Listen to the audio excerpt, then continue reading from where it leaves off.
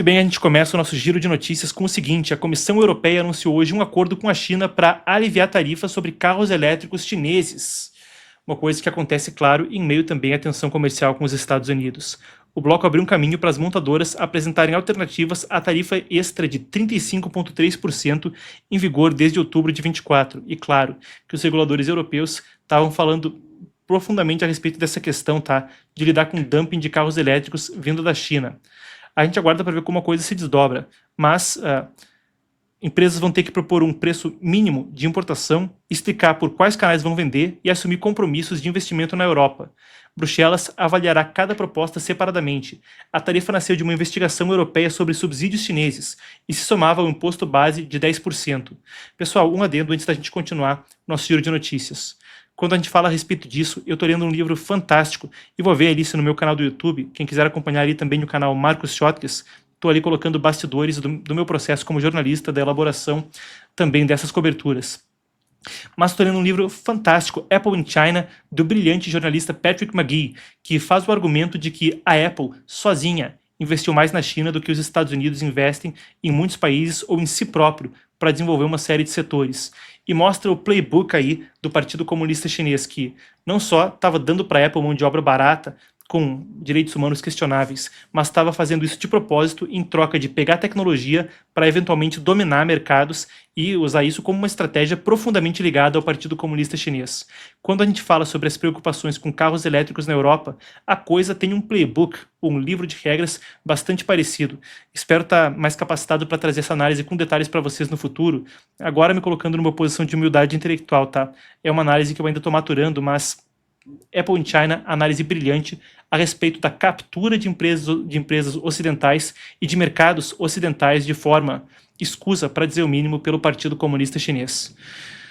A gente vai então para o Oriente Médio. Mahmoud al-Astal, chefe da polícia criminal do Hamas, foi morto a tiros hoje em Khan Yunis, no sul de Gaza, segundo o governo local.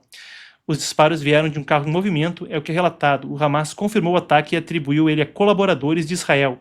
Em vídeo, Hussam al-Astal, líder de uma milícia anti-Hamas em área controlada por Israel, disse ter ordenado a ação e ameaçou outros integrantes do Hamas. Um oficial israelense disse a Reuters que Israel não esteve envolvido. Enquanto isso, também ali no Oriente Médio, notícia bombástica. Bombástica não no sentido malicioso, tá? Mas o Comando Central americano, parte das Forças Armadas, então, disse ter atingido no sábado alvos do Estado Islâmico na Síria. Vamos lembrar, isso faz parte de uma operação iniciada em dezembro, depois do ataque lá atrás, em 13 de dezembro, em Palmira, que matou 2 soldados americanos e um intérprete civil, feriu outros 3. No domingo, o Ministério do Interior sírio disse também que prendeu 300 curdos e evacuou 300 combatentes e 60 feridos do bairro Sheikh Maskud, em Alepo, após cessar fogo com as forças democráticas sírias lideradas pelos curdos. É interessante, bom, primeiro os números e eu já passo pelo detalhe da notícia com você. Desde terça, os combates então deixaram 21 civis mortos e 155 mil deslocados. A Síria, depois da queda do regime de Bashar al-Assad, teve um principal representante, o al-Sharaa, então, que tomou o poder, mas o faccionalismo que resta da guerra civil não desapareceu de todo, e quando a gente fala da minoria curda do nordeste do país, existem tensões que não estão bem resolvidas. Basicamente, é bombardeio contra o Estado Islâmico, tensão entre facções depois da queda de Assad e por aí vai, e a Síria parece estar em caos. Mas é um caos que não fica só na Síria, conforme existe a questão da Turquia apoiando o atual governo sírio e de Israel aparentemente está apoiando os curdos. Coisa aí, um cenário complexo na Síria. Vamos falar de Groenlândia. O presidente americano Donald Trump disse no domingo que os Estados Unidos devem comprar a Groenlândia, não só apreender ela. Por segurança, ele também afirmou que a ilha tem defesa limitada e que a Rússia e a China atuam na região. Ele disse então que se os Estados Unidos não tomarem a Groenlândia, a Rússia ou a China irão. Ele disse então que, claro, Pequim ou Moscou poderiam tomar a ilha e disse que aquilo era necessário para a OTAN. Vamos lembrar, isso até foi uma questão que arriscou a dissolução da OTAN recentemente, conforme o território atualmente de soberania da Dinamarca, e houve relatos de que seria o fim da OTAN se houvesse uma ação militar ali. Creio que a gente tem a fala do Trump, se a gente tem, podemos rodar ele então a bordo do Air Force One falando do assunto. If we don't take Greenland, Russia or China will take Greenland, and I am not going to let that happen. Is there any deal they can offer you? Either like Yeah, sure. I'd love to make a deal with them. It's easier. But one way or the other, we're going to have Greenland. Enquanto isso, na América Latina, o Ministério de Serviços Penitenciários da Venezuela disse que libertou 116 presos políticos hoje, tá? Nas últimas horas.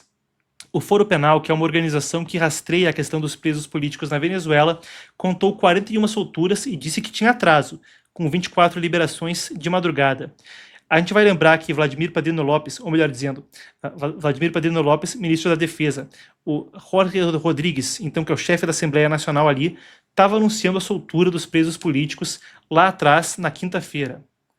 Agora, o que acontece na sequência a gente fica para ver, porque são 806 no total, segundo uma estimativa dessa organização, o Foro Penal. Até agora se fala da soltura de 116 oficialmente e, na prática, na contagem de organizações que estão vendo quem que foi solto, 41 solturas. O Ministério afirma que os detidos foram presos por atos contra a ordem constitucional. As libertações vêm depois, claro, da captura de Nicolás Maduro. Trump já havia falado que era uma movimentação inteligente da Venezuela. Tá aí, então, o comunicado oficial do Serviço Penitenciário e, ao lado, o homem na cena famosa a bordo do USS Iwo Jima, o destroyer, que depois levou ele aos Estados Unidos. Pessoal, a gente vai ficando por aqui por hoje. Eu quero fazer um segmento de perguntas e respostas, aquele ali que eu fiz no meio hoje. Eu estava falando ali a respeito da questão de se essa captura de Maduro incentiva ou não coisas parecidas por China e Rússia. Quem quiser fazer pergunta pode falar aqui no @MarcosSchottkes ou deixa no Instagram, tá? Instagram é o melhor canal. No X eu também olho. Às vezes eu demoro, mas acabo olhando. Quem quiser deixar pergunta é por ali. E ainda, vamos ver se a gente faz um segmento onde eu possa me aprofundar e também estar respondendo vocês. Quem tiver dica, quiser, não, Marcos, o programa tá legal, mas faz assim, faz assado, eu tenho uma ideia de como fazer melhor. Eu acho que o crescimento do programa foi muito porque a gente estava trabalhando juntos para tornar ele o melhor que ele pode ser. Então, se é uma crítica construtiva quanto à minha apresentação, teve gente que ficava falando para eu falar mais devagar. Aí, quando eu desacelerei, chegou todo mundo, fala mais rápido, tá chato. Mas seja como for, você pode aí deixar a sua crítica construtiva para a gente juntos tornar esse programa o melhor que ele pode ser e uma referência em jornalismo internacional aqui no Brasil, tá certo? E pessoal, vou lembrar, para você que é assinante da Epoch TV, vamos colocar na tela. Para você que é assinante da Epoch TV, você vai entrar, vai descer aqui embaixo, tá? Nessa parte de séries, vai indo pro lado, vai indo pro lado, vai indo pro lado, e você vai chegar nessa novidade aqui, que é Especial Oriente Médio. Isso aqui foi uma coisa que eu, na condição de editor, pedi para a nossa equipe organizar para você. São os principais conteúdos que eu acho que vão te ajudar a navegar esse momento de crise no Irã e no debate sobre o Oriente Médio. Então, novamente, como a União Soviética criou um império de terror islâmico, o apartheid de gênero e o silêncio das falsas feministas. Pessoal, isso aqui é uma entrevista absolutamente imperdível, tá? Eu não assisti tudo que está na plataforma, mas essa daqui eu sei que é demais. E aqui o Catar e a guerra de informações, também a questão a respeito do Catar, do Hamas, o que o Irã tem a ver com isso. 3 vídeos que você não pode perder. Se você tiver aí, cara, consumindo muito conteúdo de Irã, querendo entender mais de Oriente Médio, aqui é um ótimo lugar para você começar. E tem 2 e-books. Tem um e-book aí revisando as relações entre o Brasil e o Irã, quando a gente fala, por exemplo, a respeito do Irã atracando 2 navios sancionados pelos Estados Unidos, o Macran e o Dena, lá no Rio de Janeiro, em 2023, tem que ler aqui. E ainda, não é só coisa antiga que tem, tá? Itajaí, em Santa Catarina, a gente viu isso acontecer também no ano passado. Então, quer entender as relações diplomáticas Brasil-Irã, tem esse e-book sensacional que a nossa equipe preparou. E esse aqui, em coordenação com a matriz americana. Puxa, botei ali para voltar, acabei saindo da página sem querer. Mas esse aqui, um também feito em cooperação com a matriz americana do Epoch Times, um infográfico, um PDF sensacional da operação Midnight Hammer, então, o bombardeio dos B-2 Spirit com as bombas Bunker Buster no Irã e o recado internacional que isso dá. O conteúdo está absolutamente imperdível. Para você que é assinante, vai lá na Epoch TV e confere. E você que não é assinante, está esperando o quê? Além disso aqui que eu mostrei, vai ganhar muito mais, tá?